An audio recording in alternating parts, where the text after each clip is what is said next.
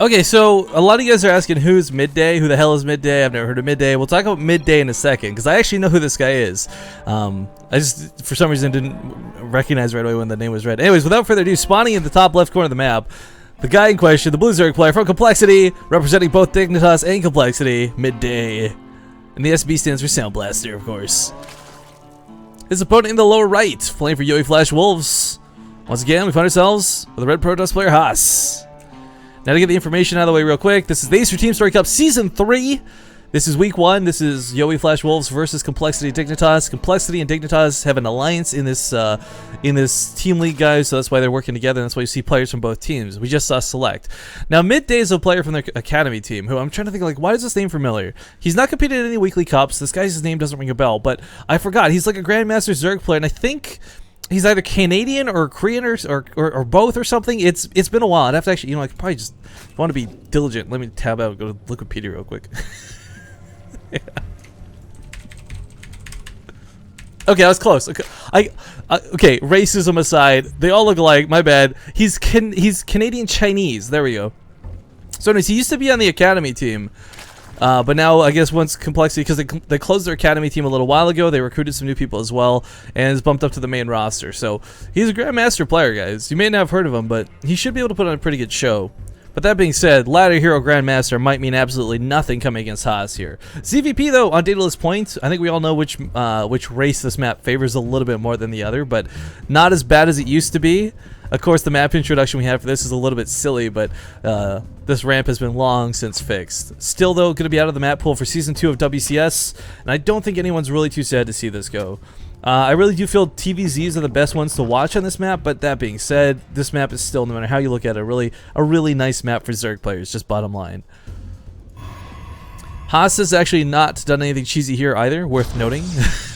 You see that really forge, and you're like, oh boy, it's gonna be cannons, but the Nexus has been started, so he's gonna be sitting at home and just getting that wall off all nice and proper.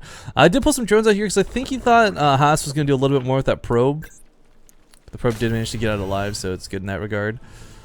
I wouldn't call that an overreaction per se, but again, with the abundance of cannon rushes that have been going on lately, not just on ladder, but like specifically in pro games, go for StarCraft's weekly tournaments, I'm not at all surprised to see him react like this to make sure that, safe than sorry. A couple lings gonna run across the map though, but there's a cannon down. If this was 6 lings, you can slip about 4 or 5 of them past this cannon because it's in such a terrible spot. You can usually run down this way and get around, but that's not going to happen with only 4 lings, so just kind of stuck outside the base for the time being. Third hatchery going to be taken rather quickly here by Midday. Should be okay in that regard. Of course, when you see your opponent's gone for a Forge Fast Expand or Fast Expand Forge, whichever order it ends up being, it doesn't really matter. You can afford to take that faster, quicker third hatchery as a Zerg player, and let's be honest, it's good for multitudes of reasons. I mean, you're going to get some income, cool beans, whatever, but it also gives you larva, it gives you production. The downside is another point that you're going to have to cover for defense, and without creep spread, it is a long way to get to this third. Now, this probe still being alive is something I'm a little bit worried about. Midday is actually not chasing this down, and I really wish he was diligently hunting for this, because this probe is going to put pylons down. Proxies will warp in. And quite frankly, this probe could cause a lot of really bad things to happen if left unattended, but poking around for the time being. Couple links just positioned outside of Haas's base as well. Gonna keep an eye on anything that does move out. This will be nice for catching additional probes that leave the base, but there's already 1 and 2 of them out on the map, so Haas isn't exactly choked in by any means, and he's not gonna be suffocating anytime soon. Still no gases yet for Midday, though. I'm a little bit worried about this. I don't like... You can play gasless versus Protoss. There we go. Finally, guys has been taking. I was going to say, if he goes without a gas beyond the 7-minute mark, then he's asking for trouble. And it's not because you want Banelings. It's not because you need a lot of Metabolic boost or anything. Hell, just Roaches in the early game are sometimes necessary. And, of course, I don't know a single player who can play gasless versus, like, a Roach... Or, sorry, not, Roach, an Immortal Sentry all in, but... that's always something that's got to be on your mind. In the same way that Terran players are always going to have like Marines or something at some point in their army, you can always expect a Protoss player to at some point get sentries out to possibly have that Immortal Sentry composition. Again, I said this earlier today. I can't stop looking at this poor lurker. Why can Zerg players not make lurkers? That'd be so cool. Overlord gonna get killed though. Actually going to supply block him just a little bit, but he's already got 2 more on the way, so not too big of a deal in that regard. Yeah, another Overlord being sniped off. That actually really sucks. Losing the second one is really bad because this means he's not going to have further scouting information. Normally you keep one of the Overlords alive, you make it an Overseer, and you swoop on in. And there's a Dark Shrine that needs to be scouted, but unfortunately Midday is not going to see it. Oh, I like it. Oh, the positioning for this too is so cool out of Haas. This is a very specifically chosen position, guys, because what happens is when you have Overlords, they come in from here, you know, this way, or they come in from the north and go this way, or even from the third and go this way, but rarely, if ever, do they path right over here. So this Dark Shrine will go unseen for quite some time. Now, if that ends up being the case, there is a pylon coming down. Does Midday not see this? He does see the pylon. He's not reacting, though. What is he? Dude, don't let this go up for free. What are you doing? He's got 6 lings out on the map. Sorry, now 5 lings out on the map. I would really like him to pick off this pylon. This is a huge threat. I mean, even if there wasn't Dark Templar coming behind this, there's no reason to let a Protoss player have a pylon out on the map, especially if you've scouted it. There's one down here to the south too, which he has not seen.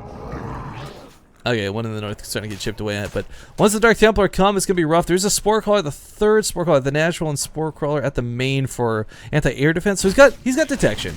These Dark Templar won't end the game by killing umpteen amounts of infinite probes, but he should be okay to hold against it. Still might take some losses, however. Two Roach is actually trying to... God, it's like watching Marines. You gotta use one to kite and the other one to actually attack, but... Alright, first Dark Templar thwarted off. Second one coming towards the natural, also going to be thwarted off. Third Dark Templar heading towards the main. There's only 1 queen here, though, instead of 2. Still, should be thwarted off. Infestation Pit coming out pretty darn quick, though, out of Haas. I'm not sure, or sorry, not out of Haas, out of Midday. I'm not sure if he's going to want to go Swarm Host on this map or not. This is not a bad map for Swarm Host, but it's also not good if you go against a Protoss player who's not going for a composition that they'll beat. You can't just blindly go Swarm Host. There's some players out there who kind of joke, like Snoot, like, Swarm Host equals cash money, LOL, and he puts those pictures on Twitter all the time, but... I mean, Swarm Hosts do not auto-win you the game. There are specific situations which you can and do need them. But this, I don't necessarily like him doing this as the opener. We'll talk about that more in a second, but Midday, I want to point out, he's got all these extra queens. Why does he have so many queens? How many in total? He's got 7 queens in total right now, and almost no creep spread to show for it. I don't understand this heavy investment this early. It doesn't make sense to me. But okay. Dark Templars thwarted off once again. This... Okay, well, we'll see how he ends up making use of this. I just feel like Midday's playing a very strange way right now. Now, anyways, as far as Swarm Hosts being good versus bad, on the map in general, they're good. Because you position them here, they can hit every single base on the lower right corner of the map. The only reason I don't like this is because there's already a Robo down. The Dark Templar can turn into Archons, and he can fend off waves of Swarm Hosts early on relatively easily. In fact, the Swarm Hosts are revealed thanks to the Dark Templar over here as well. So now Haas knows, alright, well, guess what? I already started my Robo Bay. This isn't going to be too big of a problem. And with 3 bases this early, economically for a Protoss player, he's going to have a lot of time to actually get those Colossus out. He's going to have a lot of money to make that Colossus count get high. Still Midday. Why do you have this many queens, man? If you went for like a Nidus Storm or something, it would make sense, but... What bothers me beyond these queens, guys, it's not that he's got like 9 queens. That's whatever. So you build a lot of transfuse energy up, cool. But he's pulled them all from his bases. He's got no transfuses going to be going on. Or not transfuse, sorry, Larva Inject's going to go on. He's got almost no creep spread to show for it. I don't understand the point of these queens. But if he could make something happen, cool beans, I guess. There's an Overseer with the army now too, so Dark Templar will finally stop being as big of an issue. I guess Queens can soak some hits, and Transfuses will be nice versus the Immortals, but... Queen Swarm Host? What is this composition?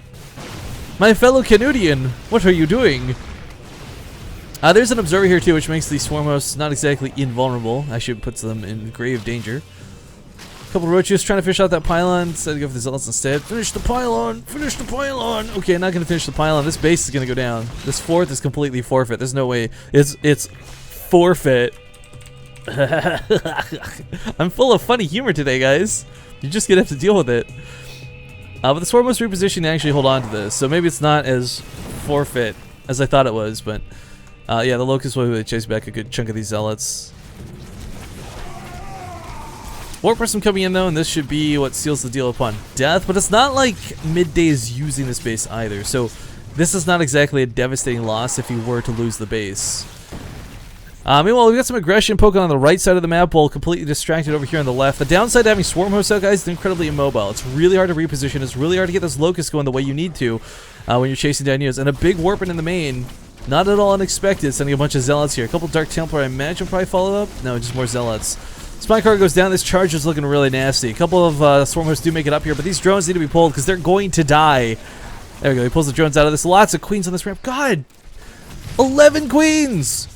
Why do you have so many queens but no creep spread Midday? What is happening? Transfuse is going off at least, so Zealot's not killing much in that regard. Swarm Host being repositioned, and the Mothership Core, or no, what am I saying? The Warp Prism doesn't actually get out of there alive. Meanwhile, 4th base is going to go down. Zealot's just working away. There you go, it does finally die.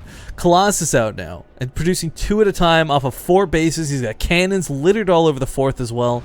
I gotta tell you guys, Haas is looking really strong, and he was looking really strong a few minutes ago. He's looking even better now because Midday. Pardon me for saying this. I really don't want to be like a mean guy or anything, but I feel like he's fumbling here. It's just floundering with like WTF. He doesn't have the overseer with the army, so these Dark Templar are gonna walk right on by. It's got some overseers making. Maybe they died off in an attack somewhere, but no creep spread means it's gonna be a pain in the ass for these units to move. Okay, Spinecrawler takes care of that one Dark Templar. Spinecrawlers should take care of this other Dark Templar.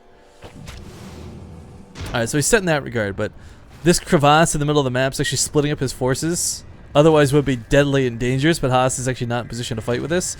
There are Templar, and Storm is finished, guys. He just has to get energy for it, but Observer with his army, these first initial Swarm Hosts might just go down. They should actually fall, because they're not with the army at all. So Umbros retreats them to a safer location. Much better choice in that regard.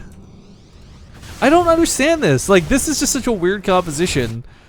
And now we have creep spread started. I think Midday's finally clued in, like, okay, I can't move these queens around. I cannot be mobile without some creep spread. Corruptorism has started up too. These will be dealing with the Colossus, of course, as the primary goal. So many spine crawlers, but they will deal with these zealots. And I gotta give Midday credit in that regard. I like his static defenses at all the bases. Because he has an immobile army, and he knows it too. Like, he knows he can't respond to Dark Templar and Warpins at the same time. He's invested in some spine crawlers as well. And his control with the Swarm Host is actually something that's rather impressive. I know I'm sitting here kind of going like, what? And sound like I'm chastising the guy, but he's got good control of his army. It's just an army composition that I look is questionable because I just can't see it beating out what Haas currently, has. Yeah, base falls again. Stuck on 3 bases right now. The last thing you want to do as a Zerg player is be stuck, like, down a base to your opponent as a Protoss, but also to get to that point where you may fear starving out. If Midday can't secure a 4th within, say, the next 5 minutes, I'm pretty much just going to have to call game in the favor of Haas. Swarm Hosts are cool, and we can joke all day we want about free units, but if you can't build anything because you have no economy, every unit you lose becomes that much more desperate. And that's kind of where this game's heading towards. So we're almost going to reposition, though. Maybe try and force a fight in the top right. Corruptor's looking for some Colossus, but unfortunately we'll find none. Feedbacks of these queens will be kind of crucial, too. You may not even go for Storms. Storms will wipe out a Locust Wave, though, which will be really nice, but walking away from this. You know, it's funny, too. Until they buff the Oracle, that was the solution to every new unit introduced in the Heart of the Swarm. Even when the Warhound was out before it got removed. Walk away. Hellbats? Walk away. Pull the drones. You're good to go. Swarm Hosts? Just walk your army away. Comes to, like, Oracles before they buff them, you just pull the workers and move away. Heart of the Swarm was just like, I don't know, the coward's game. But we got a fleet beacon on the way and 3 additional targets, so Haas is going to have 5 in total, and he's going to start producing Tempest like a madman. Calling it now. But whether it's Tempest or not, we got some Storms being slapped down top of the Corruptors. They are going to get softened up quite a bit here. Transfuses can remedy that, though. More Zealots continuing to warp in here on the left side of the map. These Spine Crawlers being traded out. It's mineral for mineral, sure, but he's finally starting to tear away at the defenses, which means once he gets onto that mineral line, Midday becomes in a lot of danger. But we also see a hell of a lot of cannons coming down at this new base as well. I mean, that's all you really need to buy yourself time as a Protoss player. You can recall, sure, I guess, but, I mean, if you're not spending your minerals, you might as well throw down a ton of cannons. And Haas has, like, excess of almost 4k minerals at this point. The Colossus count is, I kind of wish it was 1 more. 4 is good enough to deal with Locust, but 5 is kind of that really comfortable number. We do have a warp prism walking around. Did he actually kill? Whoa, whoa, whoa. Okay, no, he pulled back. I thought he killed with some storm drops, but he actually just pulled the drones away. Storm drops, though, are what is happening here, and he's gonna, yep, slap them down on top of the drones. They do evacuate, though, and they all get away with, like, 1 health thanks to that regen. That Zerg regen, yo.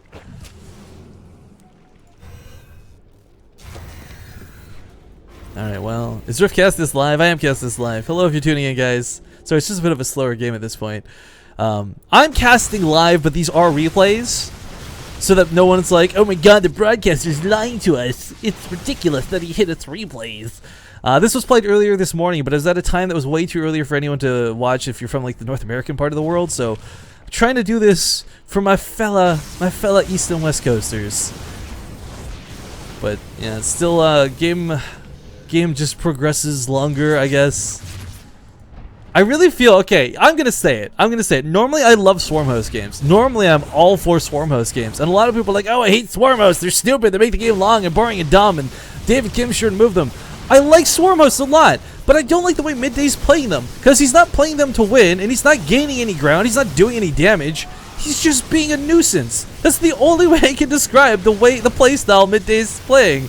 Against Haas, granted, Haas is playing a little bit better than Midday. Dark Templar's walking around killing hatcheries. His 4th base has been denied. He's stuck on 3 bases. He has to play like a nuisance. But at this point, you gotta ask yourself, like, if I can't get anything done, what am I even doing? So we don't see that sort of wall of spore crawlers yet. We got a couple on the front lines. That's cool. But normally you want to see that excess of like 15 or 20 of them. You don't have any spine crawlers down on the front lines either. Dark Templar walking right underneath the Overseers. Because why not? More storm drops going off. Really like this out of Haas, actually. I'm actually going to make a Dark Templar, or sorry, an Archon out of this too. Really dangerous in that regard. More Warpins for Zealots most likely coming into the main. And while this is happening, still the Locusts advance forward, but they get almost no damage done. They're just going to run out of health. Like I said, walk away. You just walk away. Curiously enough, though, upgrades for both players kind of just absolute garbage right now. No one's really on 3-3. Everyone's on like kind of 2-1, 3-1. Changing over to air upgrades, of course, is Haas, and he's investing in a lot of Void Rays. I was calling Tempests earlier because I was expecting him to deal with a lot of Spore Crawlers, and I think, well, he probably thought he was going to deal with a lot of Spore Crawlers too, but with the Void Rays out, he's going to be good against Corruptors. He's going to be able to do damage on the ground. I don't know. This is silly. Just leave it at that. Moving around the army, though. Warp Prism, I wish he would get more Warp Prism damage done, honestly. He's got the potential for it, but catches some of the army off guard. Does snag a queen or two here, and some of the Overseers pop off as well. But Archon's going to go down to the Locust, the Guardian Shield, and the Time Warp going to allow him to move forward just a little bit better, but still has to worry about these Spore Crawlers that will go down really fast thanks to the Void Ray Prismatic alignment. The Corruptors coming in, though, got to worry about these Archons. They do clump up rather nicely. There's a lot of transfuses going on, and the big fight finally goes down. Haas loses a lot of his Colossus, and finally Midday catches a break in this game. But he also suffered some pretty heavy losses himself, too, losing a lot of his Corruptors. In fact, I think actually, no, I take that back. He kept a lot of the Corruptors alive. Whoa, I thought he lost a lot of the Corruptors to the Archon fire, but actually Haas comes out of that fight just absolutely behind. Granted, he does pretty much remax instantly, though. Again, producing from 5 Stargates and 2 Robos at a time. Sitting comfortably on 5 bases on Daedalus Point is not something a Protoss player's ever really afforded the opportunity. But he's going to make it 6, and he's going to go for the world record type thing. Still 4th base from Midday going to be shut down once again. Zealot run by should be able to tear this down with their level 3 weapon upgrades. Although, it's going to be close. It's going to be close. Alright, he gets it with his dying breath. But pushing here from the west, saying, all right, if you're on the eastern half of the map, there's probably nothing here to defend. There's some spine crawlers that'll buy a little bit of time, but boys and girls, this is it for Midday. These last couple mineral patches are starting to mine out, and if he can't secure a 4th, it doesn't matter that he has 2,000 minerals in the bank. He'll never be able to trade out versus Haas for the rest of the game. Nice abducts, though. Gotta give him credit for that. Loses one of the Vipers? Sure, but he gets a lot of the Colossus for this. And with the Colossus going down, he's pushed back once again. Zealots! What? Heroic Zealots walk through what I can only best describe as a wall of Swarm Hosts.